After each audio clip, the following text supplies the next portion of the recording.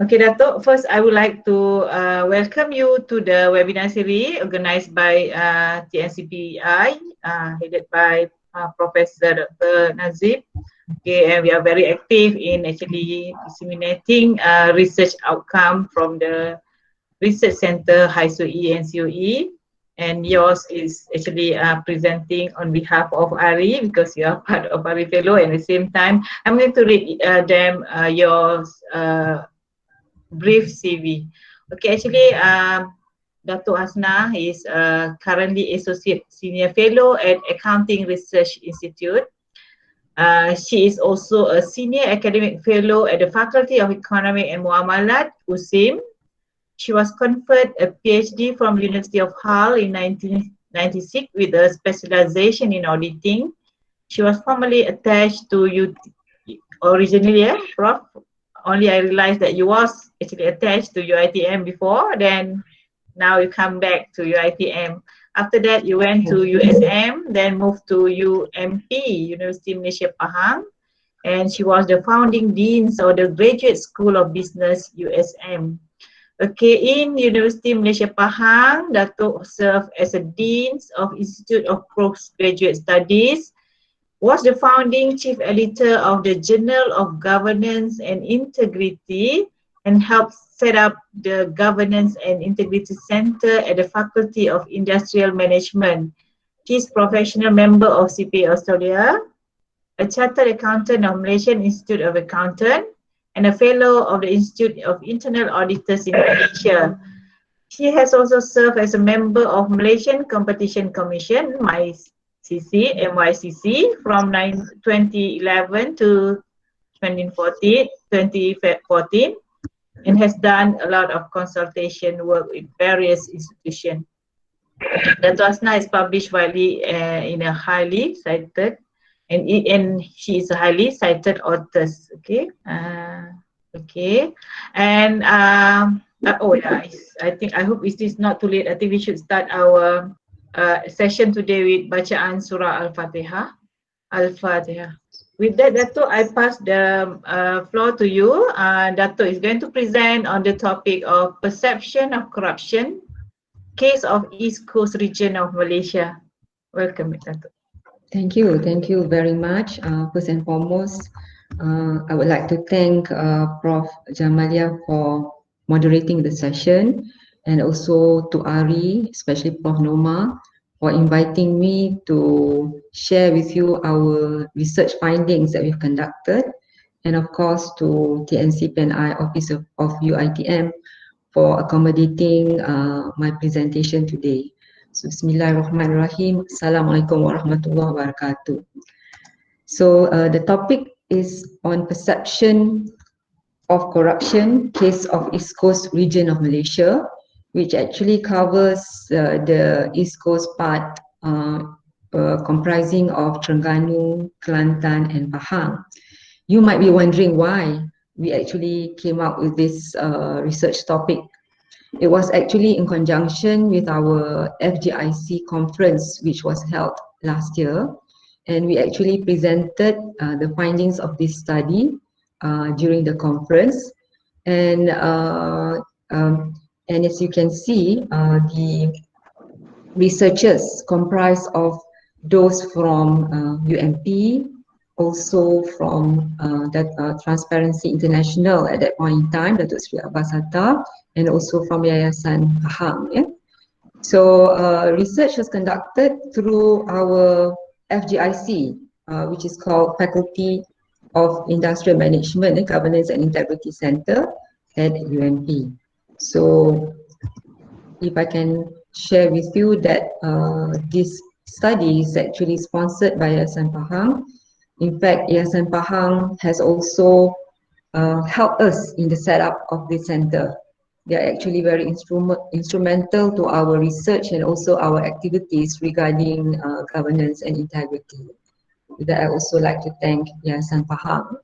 So this study is actually part of a bigger study, which we call FGIC Corruption Barometer, which not only covers the objectives of the study that I'm going to present today, but will have also looked at bribery issues, values of East Coast, and the like. But looking at the 1 hour presentation time that I'm given, so I have tried to focus only on a few topics or objectives, and I hope that it will help to enlighten some information to all of you that will assist you to understand the East Coast region's level of perception of corruption.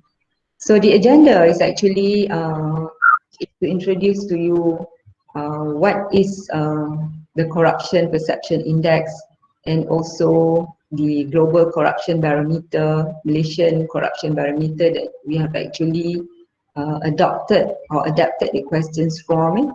What are our research objectives, methodology, our findings, and finally our conclusion and recommendation. So corruption is the act of giving or receiving any gratification or reward in the form of cash or in kind of high value for performing a task in relation to his or her job description. And according to the MACC Act, there are actually 4 main offences, which are soliciting or receiving gratification or bribe, offering or giving gratification. So it's not only the recipient, but also the giver is also said to conduct corruption if he or she does that. False claim, intending to deceive, and using office position for gratification or abuse of power position. So the detail is actually the detailed explanation can be found in the SPRM website. So MACC Suruhan Pencegah Rasuah Malaysia. So if I can begin with just defining what is Corruption Perception Index. And I think that most of you must have heard of this index. It's actually a global aggregate index of 180 countries, but sometimes in certain years there's only 178, etc. But on average, it's 180 countries, and it's an aggregate index that captures the perceptions of experts, business people of corruption in the public sector. And it measures the certain aspects of public sector's corruption, which includes bribery, diversion of public funds, government's ability to enforce integrity mechanisms, and the effective prosecution of corrupt officials. So if we were to have a bird's eye view of our CPI index from 2008 to 2019, as you can see that in 2019, we have actually improved. In 2018, we have a score of 47, but this year, last year, sorry, we have actually gained 53 points. And in terms of ranking, we have also improved 10 points higher than last year. But if you can see that it's actually not a linear positive upward trend of the CPI score, so that actually fluctuates depending on the years that the perception survey was conducted by the experts. And if you can see also in the table, I've actually highlighted the pink and the blue color. They Transparency International actually conducting this CPI. They've actually changed the score from 0 to 10 from 2000 earlier until 2011, and 2012 onwards they've actually changed the score from 0 to 100. So the higher the score means the better the level of perception of corruption is of one country. And if we can look at the fraud in the public sector, there are various types of fraud, but if you can look at the chart there, misappropriation of assets is actually one of the highest fraud that occurs in the public sector. So in the public sector, actually preventing unethical scandals actually is very important, because if we do not curb the corruption that's going on, it will have an adverse impact on our economic, social, and environment. So actually, case of Enron 2001 in US has actually led to the importance of this corruption perception index. Okay, so this is another close-up view of just the 2019 CBI rank and score. So CBI score, we have actually increased by 6 points as compared to 2018, and we have actually moved up the ladder by 10 points. So that's actually a positive, what you call that, improvements that we've made in regards to the perception of corruption. Now, if I can just introduce that Transparency International also has actually conducted the Global Corruption Barometer in 2017, and it asks questions regarding public perceptions of corruption, your personal experiences of bribery, and views on the fight against corruption. And prior to that, MCB, or Malaysian Corruption Barometer, was actually also conducted by Transparency International Malaysia. So the same approach and methodology, except that it's only focused to Malaysians. I would like also to share with you that IIM, or the Malaysian Institute of Integrity, has actually conducted a study entitled Kajian Persepsi Integriti Nasional in 2017. And they have come out with National Integrity Perception Index. I was made to understand that they're going to also conduct another round of study soon, maybe in a few years' time or next year, with regards to KPIN, they call it Kajian Persepsi Integriti Nasional. And when our team looked at the literature review of their findings, they have actually also an index of perception of corruption. So this study is actually a combination or an adaptation of the questions that can be found in GCB, MCB, and KPIN. So GCB and MCB, they do not have the index of perception of corruption, but our research team, based on KPIN, or the research that's conducted by IIM, has calculated an index of perception of corruption based on the approach by Institute Integrity Malaysia.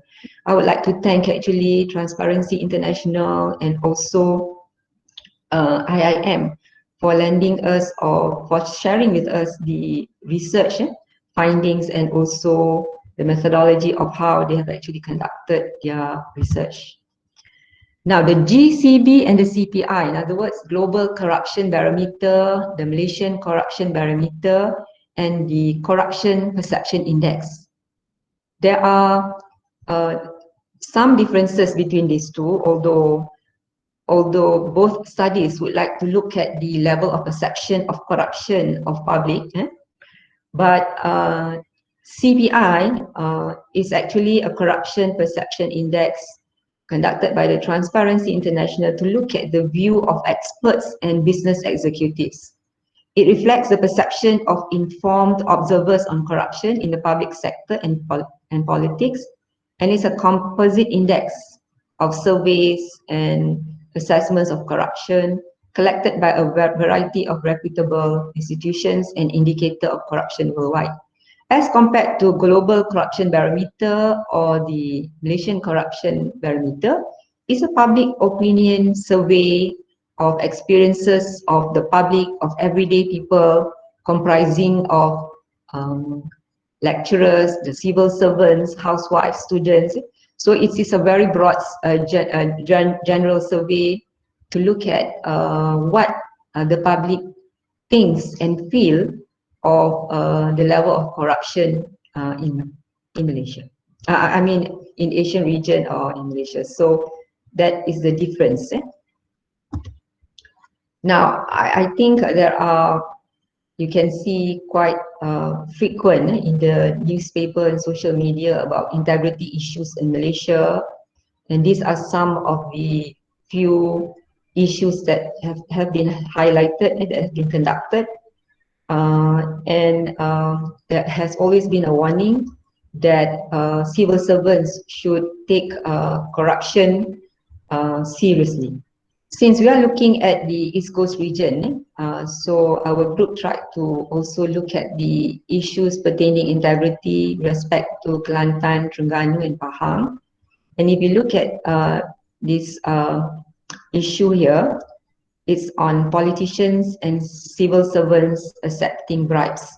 So MACC has actually done their investigation and has actually arrested a few individuals as they have been caught or they have been found to have accepted bribes for work that they have done. Now in Terengganu, false claim was made, an allocation was made to run programs where actually no programs existed.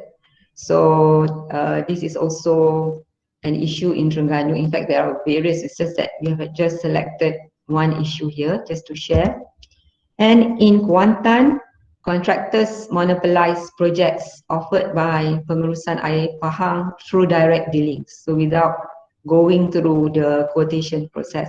So these are just some few examples of issues of integrity and corruption, which I think has been quite some time that the issue is evident. It's not only in Malaysia, it's actually all over the world, and all the countries are actually trying to find how or what is the best solution to overcome this issue. Now, to show that Malaysia is actually serious in combating corruption, and also not to let the top management of organizations be free and have their officers, for example, be caught as conducting corruption. There is this MACC Act amended 2018 corporate liability provision, which is effective on 1st June 2020, where companies or organizations can be held responsible if their employees commit bribery. So if their employees are caught, the top management directors can also be held responsible unless they can prove that they have taken adequate measures to prevent it. And one of the measures that can be an evidence to show that they have taken adequate measures is the implementation of anti-bribery management system. In fact, this is one of the initiative that has been promoted by NACP or NACP plan or by GIACC. So just a summary of overview, there's lots of things happening, but nevertheless, these are some of the important to me journey of development that the government has taken initiatives or steps to curb corruption. And the latest one is the National Anti-Corruption Plan of 2019 to 2023, where it has outlined 6 strategies, 17 strategic objectives, and 115 initiatives. And one of the 115 initiatives is actually the implementation of ABMS. So currently, Institute Integrity Malaysia is working together with UMP to look at the ABMS implementation. And they have also introduced this certified integrity officer, where those holding the ethics or integrity portfolio will need to have a certification. And MACA, Malaysian Anti-Corruption Commission Academy, they have actually come out with modules of training for the officers to go through, and once they have passed the module, they can be called certified integrity officer. So these are some of the journey of development. Now, current study, changes made to the instrument. So we have actually focused only on East Coast region, unlike MCB, Malaysian Corruption Barometer, which looks at the whole Malaysia. And we have adapted the questions from GCB 2017, MCB 2014, sorry, and KPIN 27. KPIN is from the Institute Integrity Malaysia. And we have measurement of perceptions to calculate. We have changed it slightly to look at the average percentage as compared to GCB and MCB, where they looked at high, whether there's a change, increase, decrease, no change, but we've looked at more continuous percentage. And then we have introduced the index of perception of corruption, which is the sum of level of understanding and level of perception of corruption, the approach which we followed from KPIN 2017. And we introduced some benchmark levels, which is a generic benchmark level, but nevertheless, we followed the Institute Integrity Malaysia CIAQ level, which indicates that 0% is poor, 25% fair, 50% good, 75% very good, and 100% excellent. We also included open-ended comments where respondents can suggest ways to improve the level of corruption in Malaysia. And we also examine other issues pertaining corruption. Now, summary, the objectives of the study will be looking at level of perception of corruption, level of understanding of regarding corruption, and index of perception of corruption, determine the cause of corruption. What do they think about corruption? What is actually the cause, and why respondents do not wish to report a corruption incident, and determine what the respondents are willing to do to fight corruption, and also analyze the suggestions from the respondents in the open-ended section on how to curb corruption. So if you can look at the index of perception corruption, is the average score of the level of understanding and the level of perception of corruption. And as mentioned earlier, we follow the approach of IIM 2017. So this is a simple benchmark level that our group has come up with.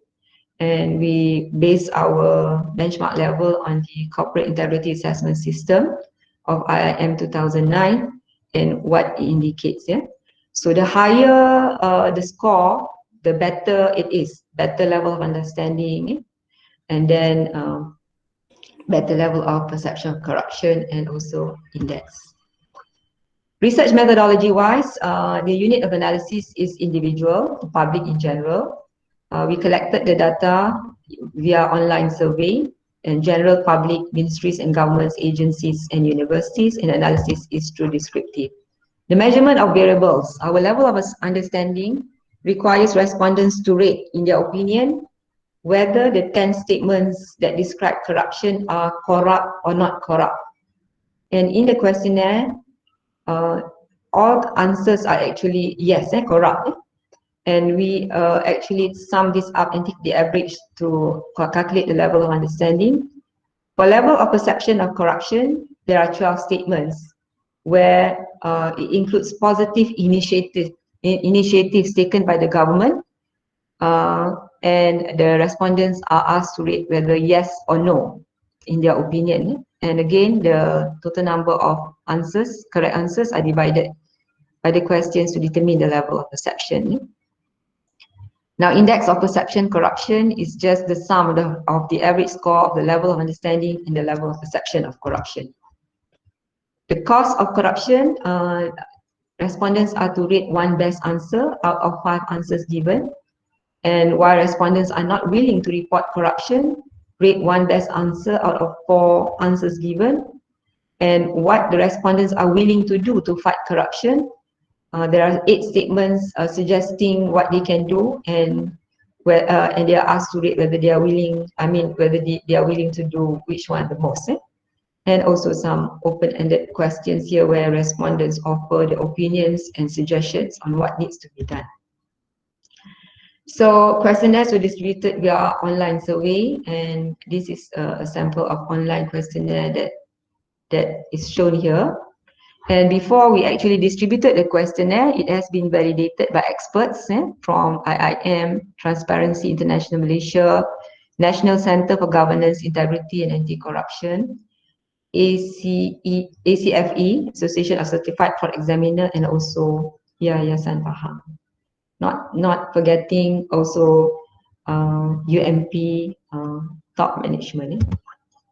Now, the demographic profile, we managed to get 1308 respondents back from Pahang, Kelantan and Terengganu. And the most actually came from Pahang. But nevertheless, we reached the 1,000 over number of respondents. So this is quite in line with GCB and MCB. So they also have about 1,000 over, or maybe slightly more, to 2K, I think. In terms of a respondent race distribution, you can see that majority are Malays, and in terms of percentage-wise, Pahang actually has contributed the most respondents from Pahang.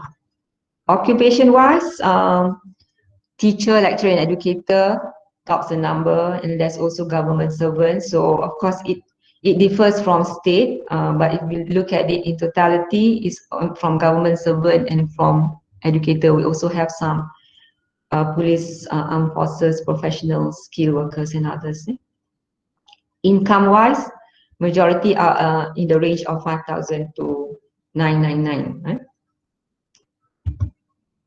Respondents age 35 to 39. Majority of the respondents who actually answered the questionnaire. Now, just the findings of the study is actually we found out that the level of understanding is 74.70%. And if you look at the benchmark level, is actually at the 50% benchmark level of good understanding. Nevertheless, if you round it up, it's actually 75%, but just to show that there's a few more percentage to go before a very good understanding is obtained. So we consider it as 50%. And if you look at the questions that has been asked about the level of understanding, so we actually prioritize according to priority the answers that they have actually answered correctly. So the respondents have actually submitted accommodation claim for job done outside the office in which the accommodation has been provided by the organizer. I mean, if you look at the priority here, what it's trying to say that there's actually lack of understanding of issue of 1 and 2. And then, so they actually submitted accommodation claim for job done outside the office in which the accommodation has been provided by the organizer. That means they've already got the accommodation provided by the organizer or the organization that actually invites them to give talk, but again, they submitted accommodation claim. And majority of them do not know that taking property or office goods for personal use is actually also considered as corruption. And receive gift in the form of money, and then involved directly in the appointment of family members. So in terms of scoring, it shows that the top 3 actually need to be given more emphasis when explaining to them that it is actually considered as a negative thing to do and not encouraged to do. Now, in terms of level of perception of corruption, it was found to be at 39%, and according to the benchmark level, is actually at the fair level. And these are the questions of level of perception of corruption. Malaysian Anti-Corruption Commission is effective in the fight against corruption issue. That means they agree that MACC has actually done a good job in fighting corruption. Level of taking corruption in this country is low. But if you look at number 12, government projects are offered through open tender. That's the least agreement that they actually rated the statement. So maybe more efforts to be done on this to be more transparent, or to make them aware that government has taken actions to actually encourage more open tender.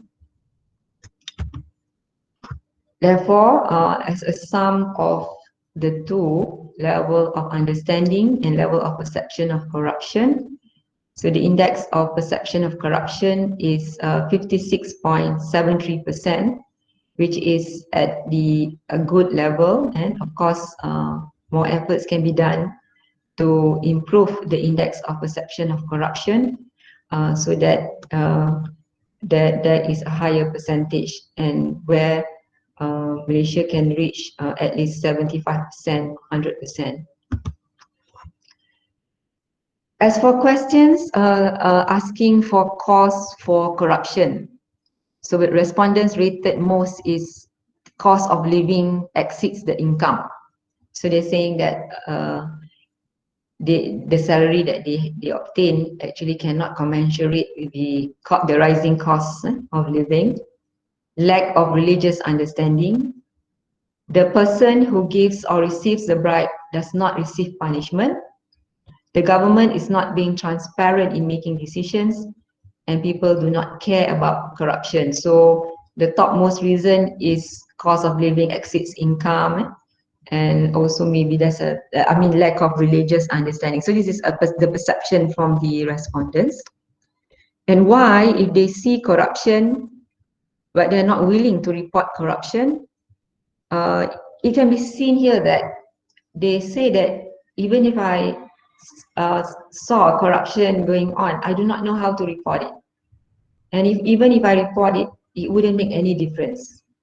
And the third one is I'm afraid of the consequences that I will get if I were to report it, and I do not know where to report it. So if you can look at this, it's actually also an avenue from the findings that the government should take initiatives to educate or to make the public aware where they can go to report issues on corruption, how, and that they are serious in taking the steps to prevent corruption, and that the reporter will not be facing any negative consequences.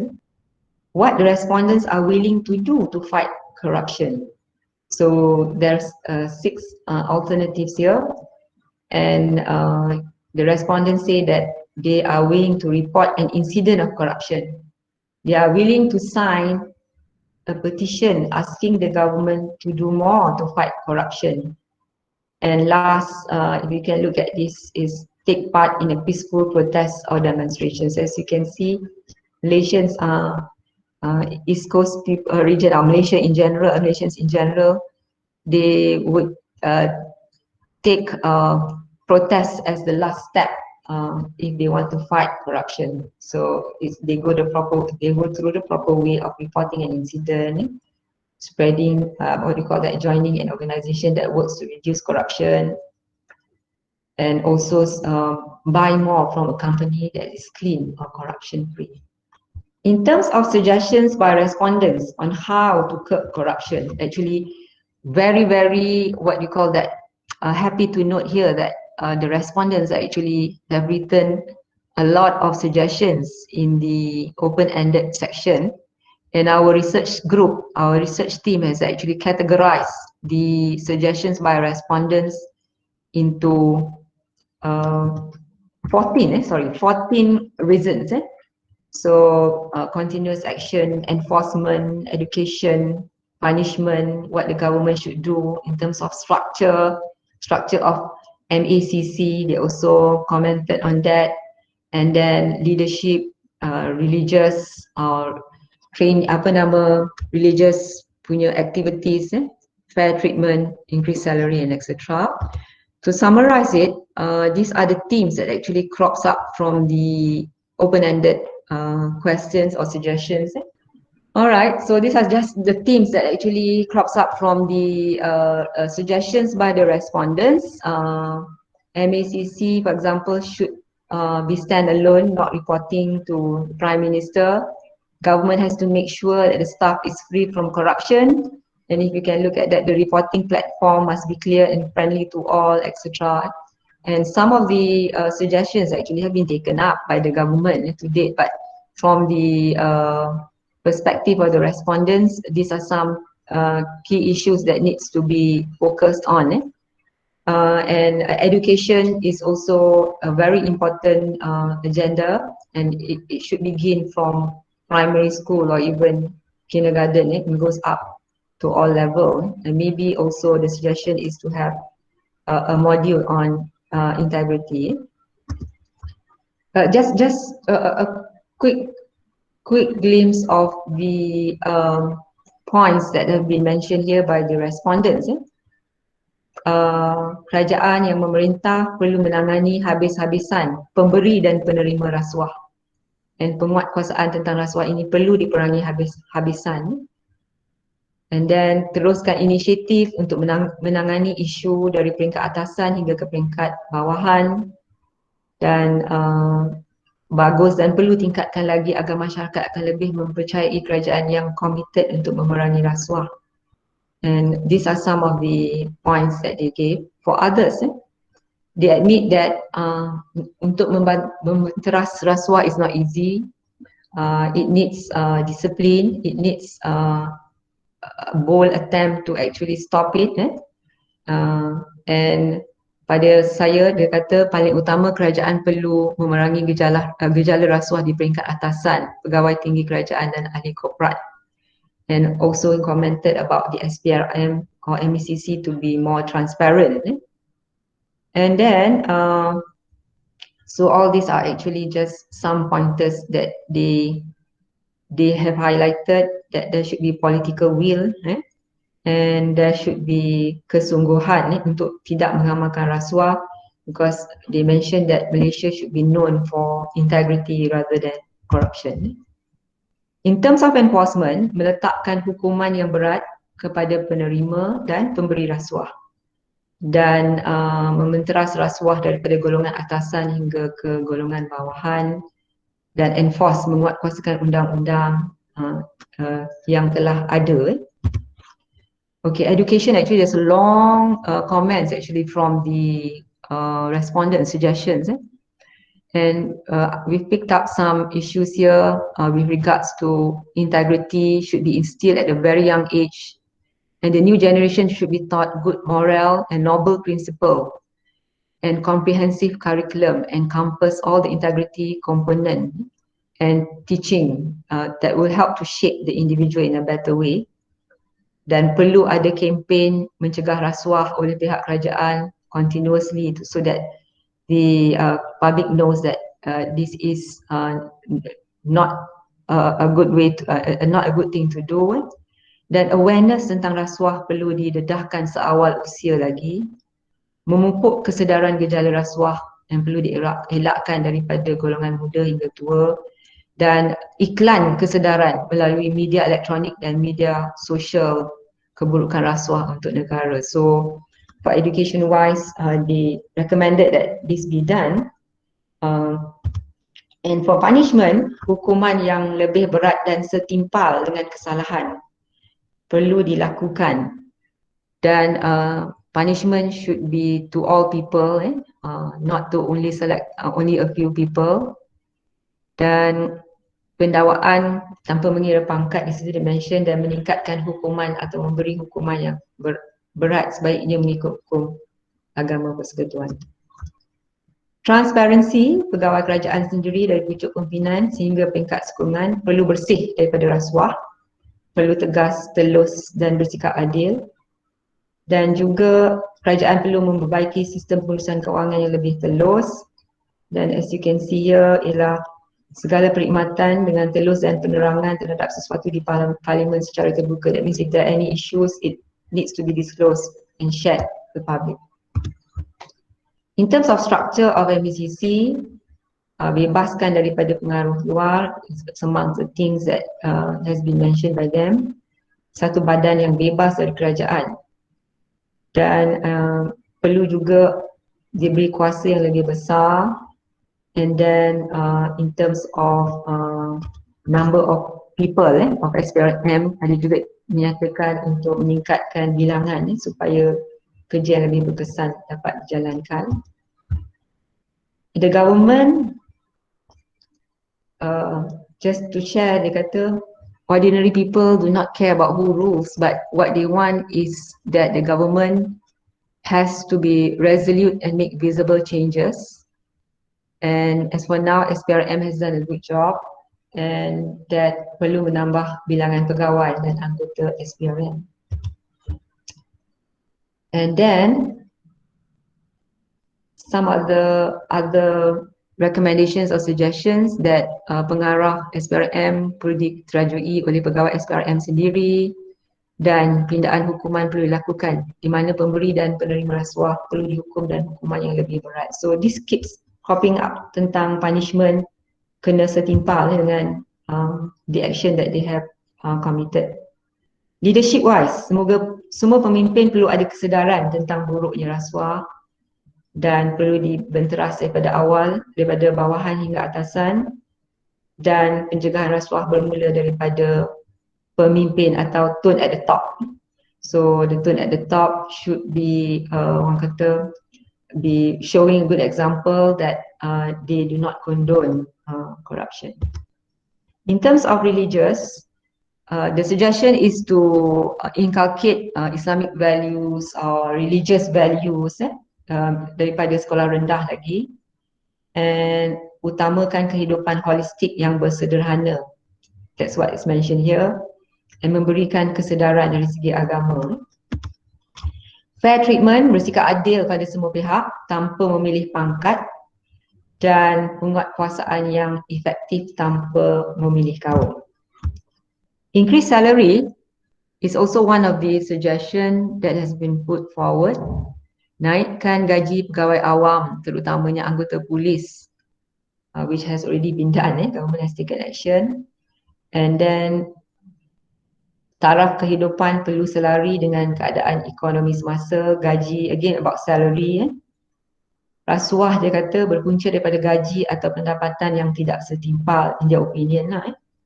So this needs to be looked at. Dan memastikan gaji, pendapatan dan keadaan ekonomi adalah mampan agar rakyat tidak akan kabur mata atau tertarik kepada rasuah. So income distribution, equality, etc. has been put forward here.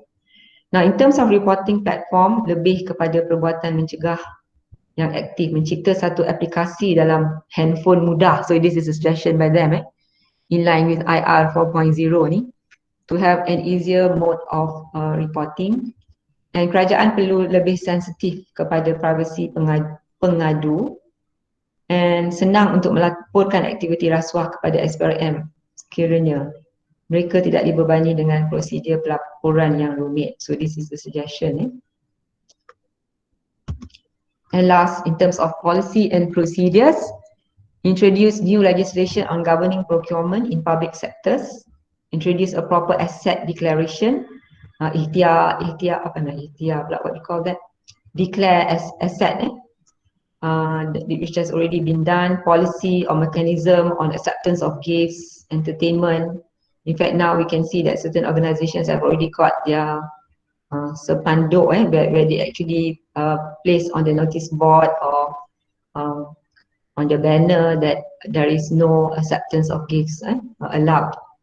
And strengthen the mechanisms in enforcing mandatory job rotation for public servants, dan kelulusan untuk tender haruslah lebih telus. So these are some of the suggestions.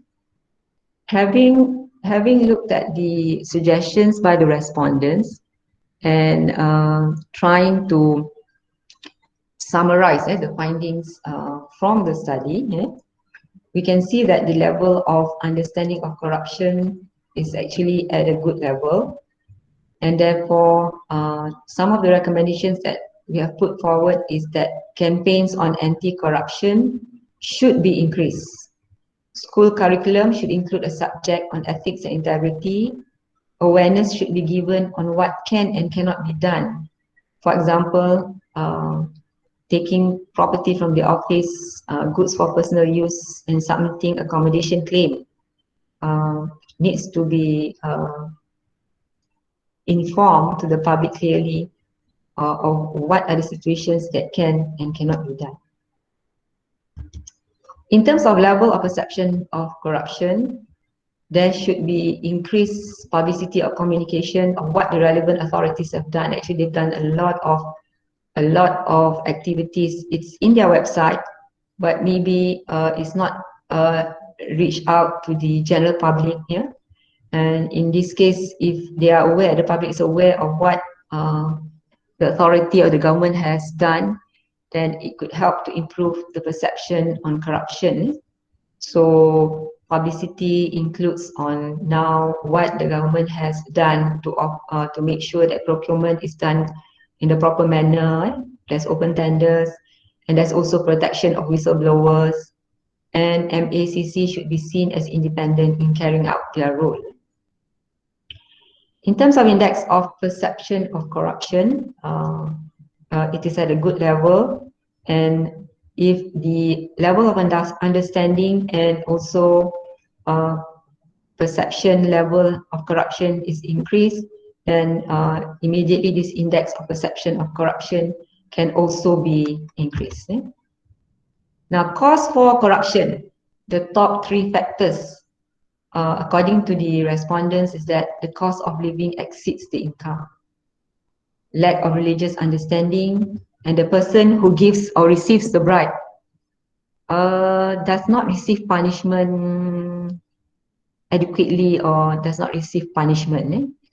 And the recommendations is that the salary of civil servants should be revisited, taking into account the rising cost of living, the increase maybe religious talks or trainings on ethics to public to increase their understanding of corruption. This actually has been done, but the effectiveness needs to be looked at on how this can be considered as a CPD point for those in the public service, maybe to attend such talks and also to implement it in their workplace. And penalty costs for wrongdoing should be at par with the associated costs of the unethical conduct. With respect to reasons for not reporting corruption, the top 3 reasons is, I do not know how to report it. It wouldn't make any difference, and I'm afraid of the consequences. So this, I think, the public needs to be educated on steps to be taken when corruption is discovered, where they should go to and report, and what are the evidences that they have to provide in making the report. Explanations should also be given to them of their responsibilities once they have reported the incident, and that they will be protected. Maybe a flyer brochure can be made available to the public for them to know what are the steps that they should take in order to report the incident. And actions need to be taken by the appropriate service providers to ensure that they value the reports by the public and that they are serious in assisting the public to curb corruption. In terms of open-ended comments, I think we've gone through just now. These are some of the recommendations from the respondents, and we agree that the suggestions can also be looked at. And lastly, in conclusion, what it all boils down to is that there should be a nurturing of integrity culture to all Malaysians. And how do we do that? Is to support the public and encourage them to actually go to the forefront to report any issues of corruption. And also there should be a good example by management, top management, that they appreciate integrity in their workplace, so that this can the employees at the workplace can actually also accept the fact that it is actually a good culture or a good thing to do to report issues of integrity and to follow whatever procedures that is in place. And then monitoring and enforcement. So if you have a good procedures in place telling what can and cannot be done, but if there is no monitoring and there is no enforcement, then this also will not work. So whatever has been decided should be monitored, and also disciplinary action should be taken against those who actually do not follow the procedures. And then government initiatives, what the government have done, actually there's lots of things that they have done should be made available to the public, should reach out to the public so that they know that there are some initiatives that have been taken up, that the government is serious in combating corruption, and therefore the level of perception can actually increase. In terms of corruption literacy, this is also, or understanding, this should also be another issue that the government should look at, on how to increase the understanding and awareness of corruption and what corruption can do to Malaysia in general.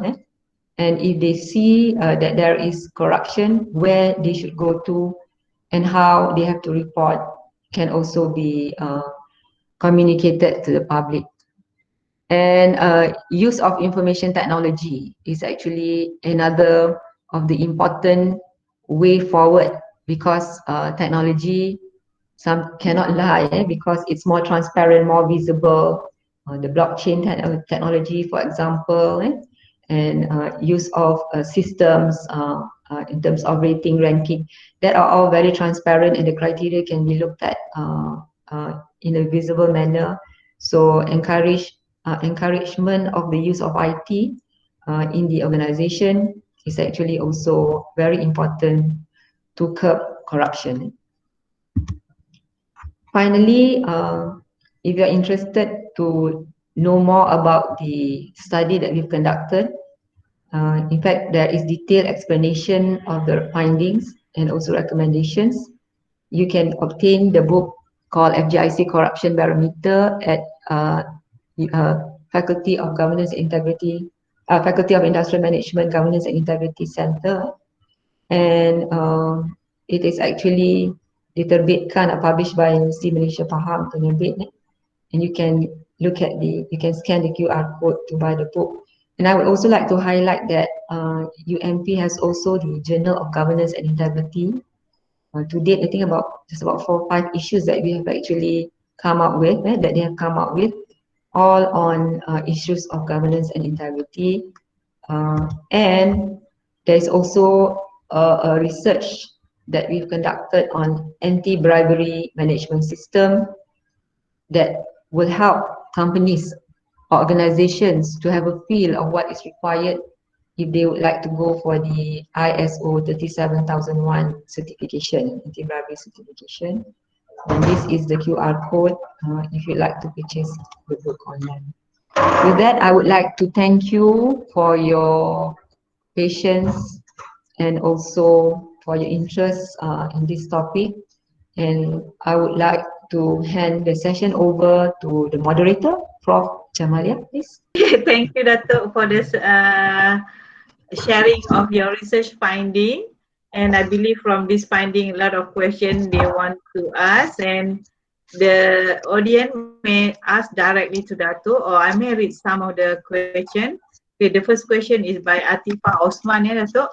The question is, what is the impact of our Whistleblowing Protection Act 2010 in addressing this issue so far? So what do you think of Whistleblowing Act, whether it is actually works in Malaysia, or whether people trust the Whistleblowing Act? What do you think, Dato? In my opinion, the Whistleblower Protection Act is actually a very good initiative by the government. But what and I think it has shown a positive impact. So those are the initiatives that the government has taken in a very positive manner. It's just that the public is still quite doubtful as to the protection of them when they actually whistleblow. So we've heard a lot of stories that yes, it is encouraged, but once an employee actually reports to top management, there will be actions taken against them. But that was prior years. But for now, I guess if you can look at what's going on, they are actually very serious now in ensuring that there's protection given to the whistleblower. And as you can see daily in the newspaper, in the social media, there's lots of arrests made not looking at the position, etc. So all are actually treated quite the same. And this iklan atau advertisement in the media, social media, has actually also highlighted the fact that they are very serious. So even the bribers are actually being caught. So to me, it is a good attempt, and I think with the fact that the CPI index, if you can see, has actually improved last year, that shows that the perception of the public is actually good. It is improving. So maybe to them it's not 100% effective, but it's showing a positive sign. So in fact, I think it's quite good. And they are getting together now, the various authorities. Recently, there is a seminar conducted by IM, breaking the chain of corruption, where Tan Sri Abu Qasim actually also spoke, Muhammad Afiza, and there's also Sirim, and there's also an example given by the top glove, top management, where he actually shared some good examples of how to inculcate integrity in the organization. So they have come up with some rhymes, some words of what you call that, agreement by all, that certain tagline for the company. So back to the question, I do not know actually for sure whether there's 100% impact, a positive impact, but I can see the changes in the surroundings and also the improvement in the CPI ranking. And in fact, in our study as well, the level of perception of corruption, if compared to GCB and MCB, has actually improved. So the public is more aware now of what's going on. They're more serious, and then they can see that the government has actually taken some proactive steps. So it needs everybody's effort to ensure that this is carried out well for it to work. It needs the community, the whole society. Okay, I hope Dato answer your question. Atifah. Next one is by Sukadiana Effendi. She is requesting Dato to show the QR code again so that she can scan it, the book. The page that have the scan number just now, page slide number 62, I think, Dato. Yes, saya. So if she wants to scan the book, I suppose, that was by me. Okay, maybe if I also want to scan. Okay, next one is by Shaira Ismail. By Shaira is asking on from the principal legislation in Malaysia that deals with corruption currently, is there any action taken by the government to revisit the anti-corruption laws to make it more stringent to combat corruption, both in public and private sector?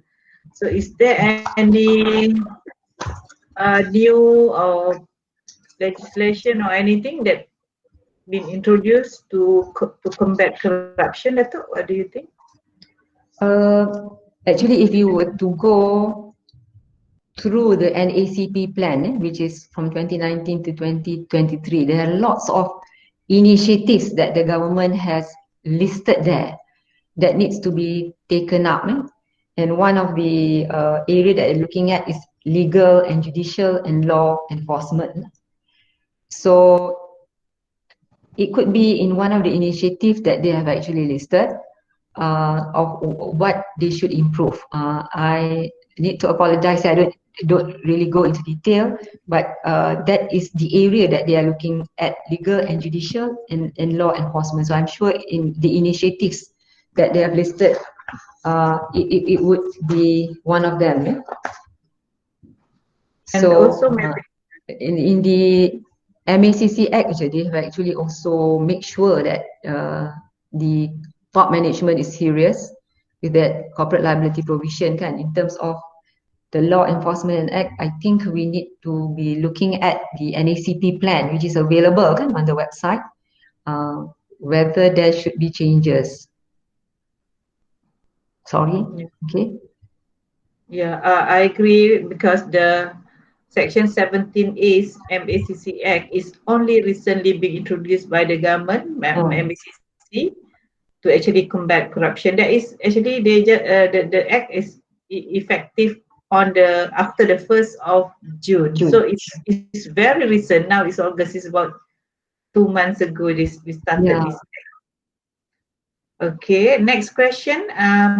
To what extent does SPRM Malaysia in general is independent? Okay, independent in curbing the corruption. What do you think, Dato? Okay, SPRM kan.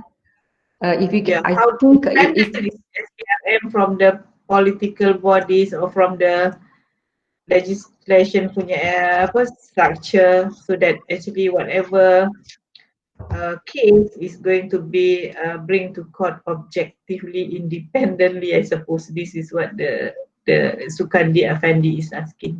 so I can actually just mention in general kan, if you look at the seriousness of the government in combating corruption, they have actually set up the GIACC kan, National Yeah. Center for Governance, Integrity and Anti-Corruption, under one umbrella, where this particular body will be looking at the various authorities.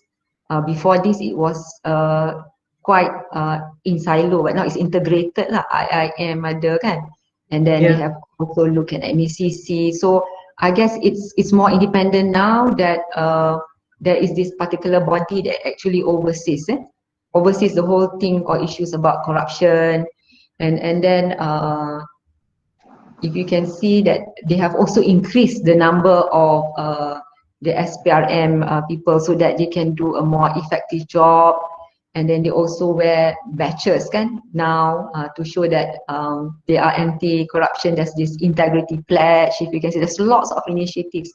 So in terms of independence, it is moving towards that direction now, because there's this body that actually governs the whole scenario. And I would like to encourage all of you to actually look at the NACP, because they have actually highlighted the initiatives and whether it's which agency is actually responsible for the initiative, and whether it should be done short term or long term or medium term. So one of that is actually EBMS. So to answer your question indirectly is that yes, we can see that there are changes being made, and there are more arrests and more integrity pledges and more integrity culture that's being shaped. And there's also some suggestions that maybe there should also be an integrity award, moving towards that direction. So it's improving, in my opinion. Yeah, I agree. A lot of initiative, and inshallah is going The right much direction. better. Okay, now I open to the floor. Whoever want to ask question directly to Dato, you are welcome. If there is no question, I will end soon. So, but I give a few minutes for you to ask directly to Dato. Now, if I can just share kan, my experience when we our sabbatical leave in Japan, thanks to University of Science Malaysia, we found that the integrity there is quite high, in the sense that Malaysians were telling us, as students there, that even if they leave a wallet in the train, there will be somebody that will return whatever is found in the train to them back. They will get back whatever they have left. So in such a way that integrity also covers culture, adab, values. So somehow or rather, if you look at the Japanese way, they have actually also are able to inculcate this integrity culture amongst the young ones in their community. So they start from the very basic in terms of education. Assalamualaikum, Datuk. Waalaikumsalam. My name is Ezlan Ilyas from Faculty of Applied Sciences. Ya. Saya pun mengajar forensik, especially dalam handwriting dan signature. Dalam apa? Sorry, Saya mengajar dalam sains forensik. Okay. Mainly on fingerprint and handwriting and signature. I see. Okay. Tapi that besides the point lah, Dato'. Cuma saya pernah dengar Profesor Ungku Aziz bercakap tentang rasuah. Saya nak minta pendapat Doktor lah. Dia pernah di-interview dalam RTM tentang rasuah di I maybe sounded a bit Melayu lah sikit. Minta maaf awal-awal. Cuma Profesor Ungku Aziz pernah ditanya tentang rasuah, bagaimana kita nak overcome di kalangan masyarakat kita. Tapi interestingly, Profesor Ungku Aziz jawab, sebelum kita fikir akta-akta yang banyak, minta maaf lah Datuk, bukan nak kata akta yang all the explanation given by you just now is very good. Cuma Profesor Ungku Aziz cakap the most important thing about rasuah, especially kita Melayu Islam, tentang dosa dan pahala. Dosa pergi ke neraka, buat pahala pergi ke syurga. So rasuah is a dosa. So kalau kita faham yang tu dulu, dia cakap, I don't think we need so many akta. What do you think, Datuk? Very interesting. Okay. Actually, if you were to ask me, then all the corporate governance issues that we have done to date, kan? Dulunya we talk about tadbir urus corporate, we look at the quality of board of directors, we see their composition, the frequency of their meetings, and then we look at audit committee, we look at internal auditor. But at the end of the day, it all boils down to human governance. In the accounting fraternity pun, we've been looking at human governance. And human governance is actually back to your inner self, the soft side of governance of yourself. Because if you would like to show a good example, you as a leader must know this fact that you just mentioned. That's the ethics and the nilai lah kan. So once you are into it, naturally the whole organization will follow the tone at the top. So basically that's it lah. So now if you can look at it, the human governance is also another area that they have looked at, the leadership ethics, the personality, not only just the hard mechanism, the akta, the requirements in Besar Malaysia or the Malaysian Code of Corporate Governance, but it's more of your jati diri lah, nilai. Memang very true. But itulah, we need to balance the hard mechanism and the soft mechanism, the internal drive of the leaders, and also there must be also a system in place kan, the hard mechanism and also the quality. Very very true. In fact, at the end of the day, kita ni amongst researchers pun dekat Malaysia in area of governance ni, kita kata kita tak boleh lari at the end of the day to the nilai etika values tu. Okay, Prof. So, itu yang kita patut pupuk. Okay, thank you. Okay, if notice tadi kita bercakap hari ni actually on public sector kan? Mostly. Tapi on the private sector side pun memang banyak lah kan? They have come out with the new amendment in the Companies Act 2016. They have come out with the Malaysian Code of Corporate Governance 2017, all highlighting about the internal control, more procedures, and then even the Companies Act also talk about governance. So memang if you can look at Malaysia in general now, they are focusing on this particular very, very big issue on corruption and how to go about combating it lah. So for those who intend to do research in this area, to me there's lots of avenues that you can look from lah. Okay, I think kita almost reaching the end. Tapi ada a few question. With regards to integrity. Ada satu lagi, Syaira Ismail. What is the current level of integrity rate among Malaysian as compared to other countries? Integrity, I think kalau itu I boleh tengok integrity Malaysia ni memang jauh lah kalau kita tengok dari segi ranking. Maybe I jawab on behalf of Datuk lah soalan ni Thank you so much. I pun ada ternampak data ni regarding integrity rate among Malaysian as compared to other country Kalau kita tengok index paling tinggi adalah Norway at 9.6. Goes to next Denmark 9.4, Finland, Netherlands, New Zealand. Nanti I cari Malaysia, mana Malaysia ni Nombor 19 Japan. Datuk bagi contoh Japan tadi, but Japan jatuh nombor 19 And Malaysia belum jumpa. Israel 32, 50 lebih kita. Thailand 47. Wow, jauh lagi ni nampaknya bos. Ke I miss kat atas Oh, tak sampai 117 ni I tak nampak Malaysia lagi lah. Ke I termiss. Oh, sorry. Malaysia nombor 44, not bad. 44 daripada 117. Yang bawah tu Venezuela, Yaman, Chad, Kongo, Cameroon, Tanzania tu bawah-bawah. Yang atas-atas negara-negara yang I sebut tadi mungkin kita ni letaknya lebih kurang hampir-hampir tengah lah Ya, CPI kan? Okay, next soalan.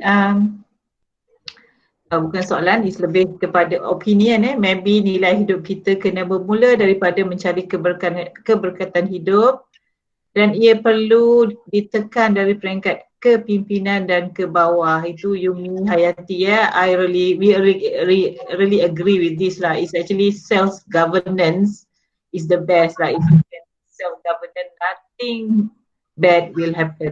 We believe macam earlier tadi daripada applied science yang mengatakan actually antara dosa dengan pahala lah, antara ya dengan tidak. So back to self-governance. Hadijah Muhammad Yusof, terima kasih. Soalan tuan yang bertanyakan soalan sebentar tadi, rumusannya tak perlu wujud banyak akta. Kalau kita punya nilai jati diri, nilai etika diri yang tinggi, kita pasti tak terlibat. Betul, self-governance. Okay, I think with that, I really want to thank you Datuk for your very insightful information related to this integrity, fraud, corruption and what more you share your finding in detail on the East Coast punya project. Okay, again thank you Datuk for being with us this morning. And thank you everyone for participating in this webinar series by TNC HI. Okay. Thank you. Assalamualaikum. Salam.